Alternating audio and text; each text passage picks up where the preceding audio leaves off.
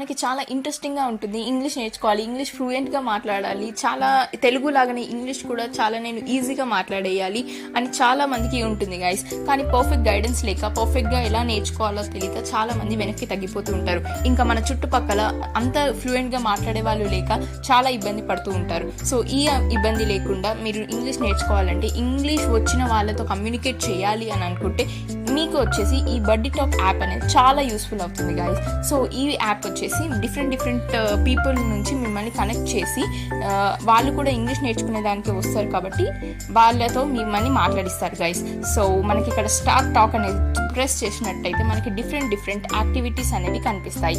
So English questions, talk about topics, guess the word, brain questions, would you rather, ఇలాంటి topics select చేసుకొని మీరు next start press చేశారంటే మీకు ఇక్కడ బడ్డీ టాక్ అనేది ఒక పర్సన్ని మీకు అలొకేట్ చేసి మాట్లాడిపిస్తుంది గైస్. సో కమ్యూనికేషన్ అనేది